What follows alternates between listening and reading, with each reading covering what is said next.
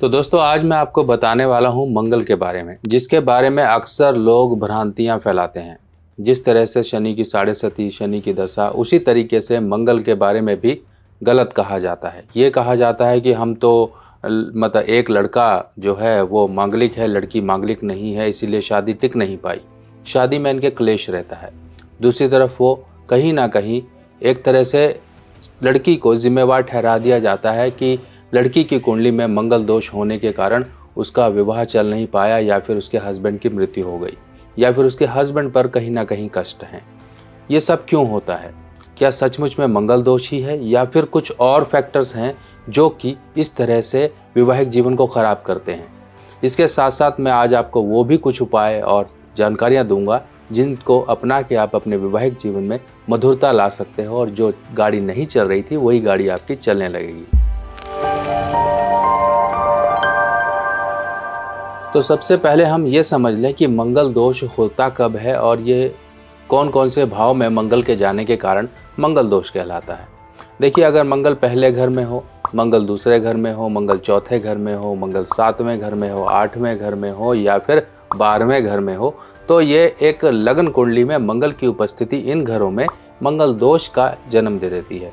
पर दूसरे और फैक्टर्स होते हैं जिसमें चंद्र से भी देखा जाता है, शुक्र से भी देखा जाता है। पर देखिए, इतने टेक्निकल फैक्टर्स में आपको नहीं जाना, क्योंकि कई लोग तो मुझे ये तक कहते हुए सुनाई दिए हैं, उन्होंने ये तक कहा है कि हमारा जी शुक्र से मंगल है, हम शुक्र से मंगलिक हैं, जिसके कारण हमारा वैवाहिक जीवन नहीं चल रहा है।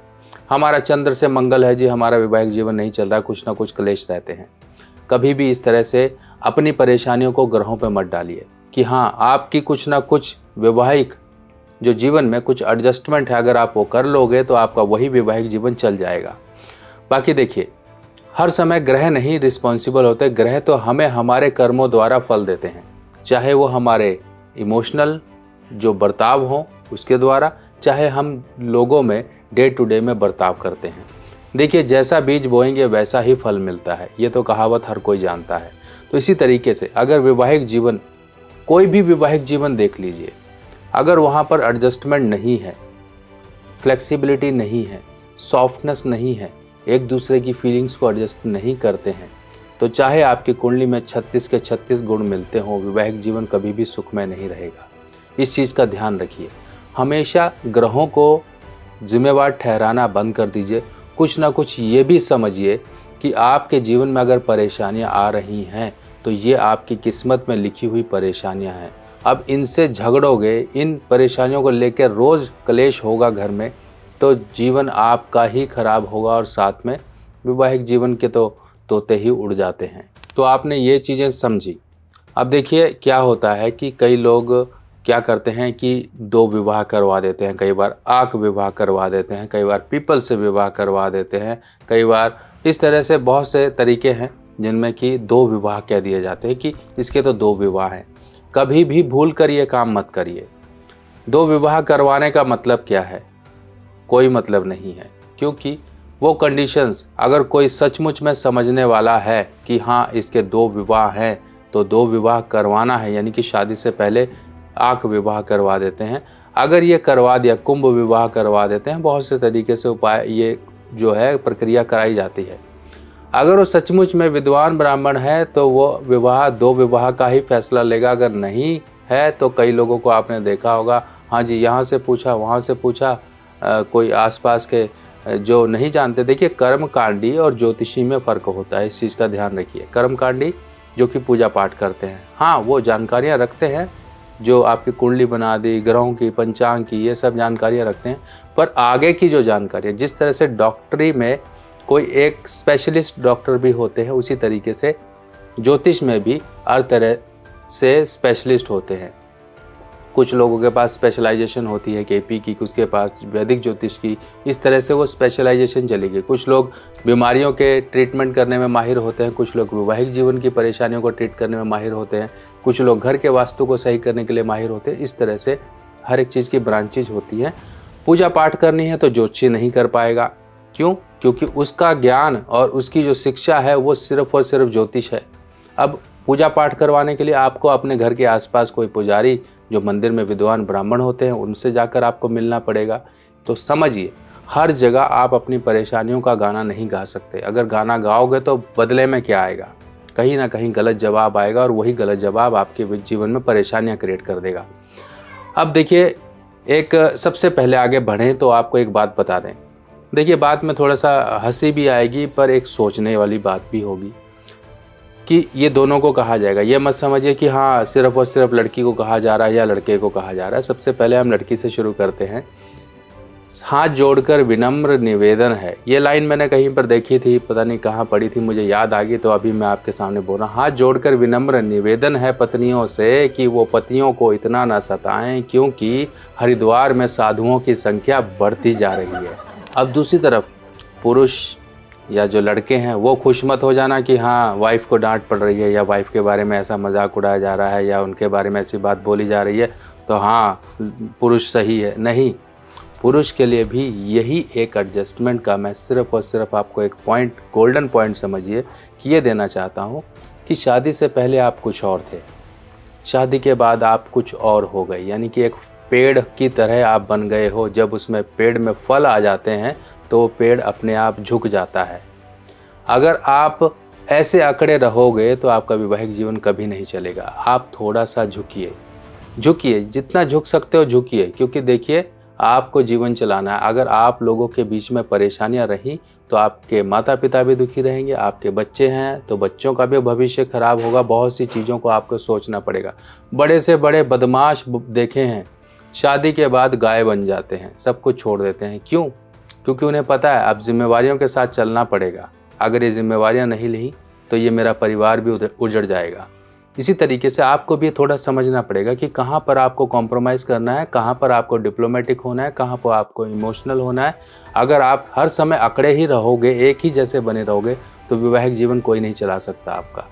आप ऐसे ही घूमते रहोगे ढोलक बजाते हुए। तो थोड़ा सा समझिए। चलिए अब मैं आपको कुछ उपाय बताने वाला हूँ, पर उपाय से पहले ये समझाऊँ कि ये क्या होता है। देखिए, मांगलिक की नॉन मांगलिक से शादी हो सकती है। जी हाँ, मैं भी मांगलिक हूँ, मेरी वाइफ नॉन मांगलिक है, शादी हो गई। क्योंकि हमारे पिताजी ने हमारी कुंडलियों को देखकर वो स्थितियाँ देख ली कि हाँ इस तरह से इनकी शादी कराई जा सकती है। इस बात का समझिए कि हमेशा मंगल को दोष नहीं ठहराना चाहिए। कुछ और फैक्टर्स भी होते हैं, उनको भी स्टडी करना चाहिए। शादी से पहले हम कुछ चीज़ों के दान करवा देते हैं। कई लोग तो इतने समझदार होते हैं कि शादी हो जाती है बाद में बोलते हैं कि हमने तो ये दान किया ही नहीं, हमें बताया था जी, हमारे यहाँ पंडित जी ने बताया भी था कि ये दान करवा लेना, उस समय भागम भाग में हम भूल गए, अब परेशानी आ रही है, बताओ क्या करें। अब आप समझ सकते हो कि जब चोट लग गई है तब आप क्या उपाय करोगे। मरहम पट्टी ही करोगे, पर जो जख्म का निशान है वो जीवन भर रहेगा। इस चीज़ के बारे में भी थोड़ा सोचिए। कुछ जीवन के महत्वपूर्ण फैसले होते हैं वो सही समय पे लिए जा सकते हैं, तो लीजिए। अब मंगल को शुभ करना है, सबसे पहले एक उपाय है तांबे के लोटे वाला। इस तरह से तांबे का लोटा आपको क्या करना है, ये वर्ष में एक बार उपाय कर लीजिए, आपके लिए बहुत बेस्ट रहेगा कि आप एक तांबे का लोटा लीजिए, किसी भी साइज़ का लीजिए, और उसके अंदर आपने चावल भरने हैं। चावल भर लिए, इसको पूरा लाल चंदन से आप लेप करके, चाहे घर से ही तैयार कर लो, लेप करके आप इसको तैयार कर लीजिए। ऊपर एक लाल रंग का आप फूल रख दिए, कोई रोज़ या गुलाब वगैरह इस तरह से कोई लाल फूल होता है वो रख दीजिए। अपनी प्रार्थना बोलिए और देखिए ये उपाय बहुत ज़बरदस्त है। आपके वैवाहिक जीवन की चल रही परेशानियां आप दोनों के इस उपाय से सही होंगी। आप दोनों को मिलकर करना है। अपनी सालगिरह पर मंदिर में जाइए, जो दान पुण्य करना है वो करिए, और साथ में ये लोटा भी इस तरह से चावलों से भर के लाल चंदन से रंग कर, ऊपर लाल गुलाब रख कर आप मंदिर में हनुमान जी की मूर्ति के आगे रख कर आइए। ये उपाय आपको प्रत्येक वर्ष एक प्रोटेक्शन देगा, हनुमान जी की सहायता, जो कि मंगल का एक आपको अगर दोष लगता है तो वो भी सही करेगा। छुपी छुपाई कहीं से मंगल की परेशानियां आपके जीवन में अमंगल कर रही हैं वो भी दूर होंगी। यहाँ पर ये उपाय चंद्र और साथ ही साथ सूर्य दोनों को मिलाकर किया जाता है, ताकि मंगल के दोष जीवन में पड़ रहे उनको दूर किया जाए। ये उपाय 7वें घर के मंगल के लिए खासकर रिकमेंडेड होता है, पर मैंने और लोगों को भी करवाया, उन लोगों को भी इस उपाय करने से फ़ायदा हुआ, इसीलिए आप सभी लोग कर सकते हो। देखिए, अगर आप सबसे पहले समझिए ये उपाय कर रहे हो, सबसे बड़ी चीज़ क्या होगी, आप दोनों एक साथ होगे, दोनों एक साथ मिलोगे, दोनों एक साथ आप इस उपाय को करोगे, एक दूसरे की बातें सुनोगे। जब घर में कोई काम होता है तब जब जो लोग झगड़े भी किए होते हैं ना आपस में, वो भी बोलचाल करने लगते हैं।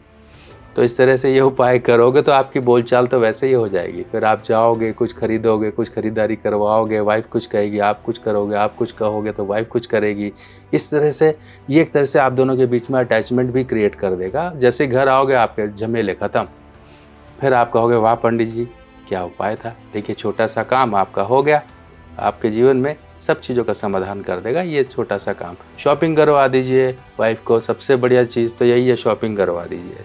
देखिए आपके झमेले सॉल्व हो जाएंगे। देखिए मेरे भी होते हैं, ये मत समझिए कि मैं कोई आसमान से टपका था, मैं भी आपकी तरह ही हूँ, मैं भी हाड़ मांस है मेरे अंदर, मैं भी खाना खाता हूँ, मैं भी सोता हूँ, मैं भी, मेरा भी वैवाहिक जीवन है, मेरे भी बच्चे हैं। पर कहीं ना कहीं चीज़ों को समझना चाहिए। अगर आप नहीं समझोगे तो फिर तो ऊपर वाला ही मालिक है, ऊपर वाला भी हाथ खड़े कर देता है, क्योंकि आप ऊपर वाले के भरोसे बैठे रहते हो। ऊपर वाला तो ये सोचता है कि तू कर, तू जब करेगा तभी मैं कुछ करूँगा। इसी तरीके से ये मत सोचिए। चलिए अब बात आ जाती है गिफ्ट देने की। हस्बैंड वाइफ एक दूसरे को गिफ्ट दीजिए। गिफ्ट में क्या करेंगे, डायमंड दीजिए। अब डायमंड मान लीजिए महंगा लगता है, तो आप इस तरह से देखिए बड़ी सुंदर सी अंगूठी बनती है, ये होता है मोजोनाइट। इस तरह से अंगूठी हस्बैंड पहन ले, अगर वाइफ भी अंगूठी पहनना चाहती है तो वाइफ भी पहन ले, और या लॉकेट पहनना चाहती है तो लॉकेट पहन ले। अगर ईयर रिंग्स पहनना चाहती है तो ईयर रिंग्स बनवा ले, 1 कैरेट के कान के लिए ईयर रिंग्स बन जाएंगे। लॉकेट पहनना है तो 2-3 कैरेट का लॉकेट बनवा ले। रिंग पहननी है तो ये 2 कैरेट का स्टोन है, इस तरह से 2 कैरेट प्लस स्टोन बन जाता है। इस तरह से आप 2 कैरेट प्लस का एक स्टोन रिंग बनवा लीजिए। ये चांदी में बनता है, आप इसे गोल्ड में भी पहन सकते हो, क्योंकि देखिए जो वेडिंग रिंग्स होती थी आपने देखा होगा या तो गोल्ड या प्लेटिनम में पहनी जाती हैं। तो ये शुक्र के प्रभाव को उस हद तक सही कर देगा जितनी ज़रूरत है। ये मत सोचिए कि ये कोई उपाय बन जाएगा, उपाय नहीं, ये शुक्र की कमियों को दूर करने के लिए एक छोटा सा आपका प्रयास है, और ये आपके बीच के इमोशंस को भी, बॉन्डिंग को भी स्ट्रॉन्ग करेगा। इस तरह से ये कर लीजिए। सोमवार या शुक्रवार के दिन इस तरह से मोजोनाइट इसको बोलते हैं, मोजोनाइट, ये आप पहनिए, पहनाइए। देखिए एक दूसरे की केयर करेंगे तो बहुत कुछ सही होगा। बाकी मंगल को इस तरह का भयावह मत क्रिएट करिए, आप हॉक्स मत क्रिएट करिए कि हाँ इस तरह से ये सब चीज़ें होती हैं। ग्रहों को बाद में, पहले अपने बिहेवियर को चेक करिए। बिहेवियर सही है तो सब कुछ सही रहेगा। बिना कुंडली मिलाए भी लोग शादियां कर लेते हैं, उनकी भी चल जाती हैं। क्यों चल जाती हैं, कहीं ना कहीं एडजस्टमेंट थी। 36 के 36 गुण मिलने के बाद भी परेशानी आती है। क्यों, क्योंकि कहीं ना कहीं एडजस्टमेंट और उन ग्रहों का उपाय नहीं किया। देखिए अगर परेशानी है तो शादी से पहले हम कुछ उपाय कराते हैं, शादी से पहले कुछ चीज़ों का दान करवाते हैं, कुछ चीज़ें लड़का लड़की को दे देते हैं कि अपने साथ ही अपने सामान में जीवन भर संभाल के रखना। वो चीज़ें आपको देखनी कि लड़का लड़की की शादी हो रही है, तो इस तरह से इनकी जो चीज़ें बनती हैं कुंडली दोनों की चेक करवा के उपाय ले लें। अपने यहाँ के कोई भी विद्वान जो भी लाल किताब के जानने वाले हैं उनसे एक बार कांटेक्ट करिए। बहुत से लोगों का जीवन सुधरा है, आप भी सुधार सकते हो। अगर आपका कोई जानने वाला है, बच्चा है, कोई आपका रिश्तेदार है जो ये आप जिनके लिए आप ये उपाय कर सकते हो, करिए। अगर आप अपने आप से लाल किताब के उपाय करना चाहते हो तो आ गई है मेरे द्वारा लिखी हुई नई लाल किताब, जो कि बिल्कुल सिंपल साधारण भाषा में है। और ये लाल किताब बिल्कुल सरल भाषा में आप लोगों के लिए मैंने लिखी है, ताकि आप लोग इसे पढ़कर अपने उपाय खुद कर सकें। और जो ग्रहों की स्थिति है, ग्रह क्या असर जीवन में लेकर आते हैं, उनके बुरे असर को कैसे दूर किया जाए, ये किताबें अब आपकी मदद करेंगी। ये पहला भाग है, ऐसे 5 भाग कुल मिलाकर आएंगे, जिसमें ये पहला भाग बेसिक होगा, यानी कि पार्ट 1, पार्ट 2, पार्ट 3, पार्ट 4, ऐसे पार्ट 5 तक आपको पूरी की पूरी संपूर्ण लाल किताब की जानकारी इन भागों में मिल जाएगी। ये किताब हिंदी में होगी और सरल भाषा में होगी। देखिए इस तरह से इस किताब में संपूर्ण जानकारी, उपाय इत्यादि, योग, सब चीज़ें इस किताब में दी गई हैं। फिलहाल ये किताब पहली जो आपका पहला कदम होगी इस ज्ञान की तरफ। आप अपने जीवन में अपने परिवार वालों की, अपने दोस्तों की, किसी की भी कुंडली को देखकर अध्ययन करके उन्हें उपाय बता सकते हो, और ये उपाय बताने के लिए ये किताब आपकी मदद करेगी। बाकी ऐसे ही और जानकारियों के साथ मैं फिर मिलूंगा आपके लिए, तब तक के लिए आज्ञा दीजिए। नमस्कार।